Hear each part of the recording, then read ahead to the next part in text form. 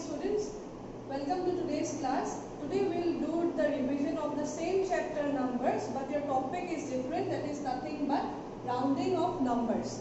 Now the point is, why do you have to round a number? Sometimes it happens that we don't need an exact number to be known, but then we simply want to know how much will be approximate value of those things, or approximate value of a number that we want to know. What we do in that particular situation, we simply round off a number.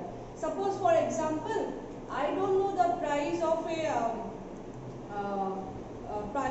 a teddy that I want to gift it to my nephew, but I have a budget, like I want to buy it within some 300-400 rupees.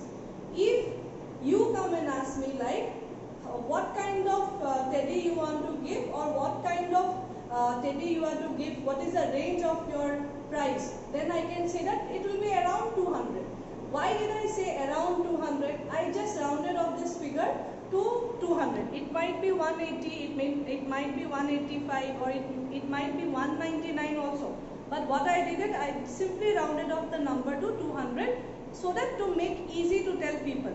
Now, your first property of rounding of numbers comes like rounding of a number to nearest 10. Now, how do you round the number to nearest 10? For example, suppose if I take a number called 1, 2, 3, 4, 4. Now I am asking you, round off this number. What happens here? You see the last digit. Last digit means you see in the ones place. If your ones place is lesser than 5 or 5 itself, what do you do? We simply put 0. We simply put 0 in ones place, and we will add 1 in tens place. Okay, so what do I get this value? If I put 0 in ones place and simply add 1 to the tens place, what do I get? I get the answer as 1, 2, 3, 5, 0. So I have rounded off this particular number to this number, 1, 2, 3, 5, 0, using these two properties, but only in case of a number nearest to 10. Now, the same thing will apply to a number when we have to round it to nearest of, this time is 100. Okay. For 100, what do? We take a number, for example, 21750. In case of 100, what happens is, if your tens place, we will not look in the ones place, we will look in the tens place.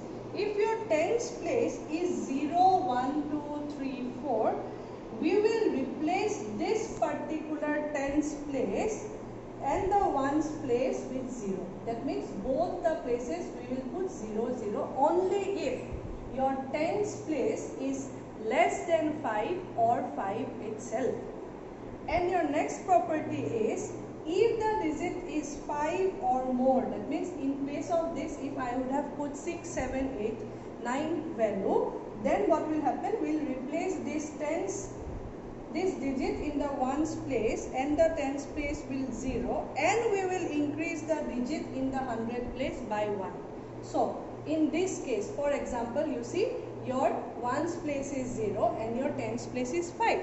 So that means 5 will fall in the second property. What property is that? If your number is 5 or more than 5, what we do? We will put 0 in the tens place.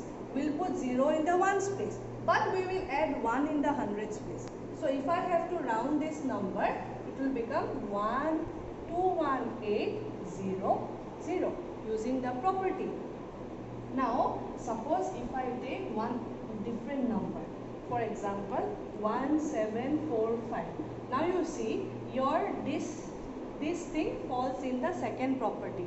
That means in your ones place there is 5.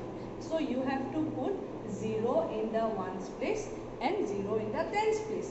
But see the tens place here. Tens place is nothing but 4. That means you have to put again in the tens place 0. So in this question both the property is valid. So what will be your answer? Your answer will be nothing but 1700. If I use, suppose if I am using only one single property, then 5 is the number in the ones place. So what we will do, since 5 is the number in ones place, we will put 0 in this place, and the same 0 we will put in tens place also. So this is using by the second property. And your first property tells that if your number in the tens place is below 5, then you put 0 in both tens place and ones place. So even same goes with this number. So you understood this rounding of the number. Now after your rounding of the number, questions may come like round off this number to nearest of 100, nearest of 1000, nearest of 10. For this you have to know the properties of rounding off this number to those values. I request everyone to study the pages from 33 to 35 and do your problems from exercise page number, textbook page number 36. You can those drill time questions, complete it in your classwork copy and keep it with you. In your next live class I'll come and I'll check it. Okay, and you have same questions in page number 38 also. I request you to complete those textbook questions, practice it at home, so that in your live question if I place any question you will be able to answer it. Thank you students.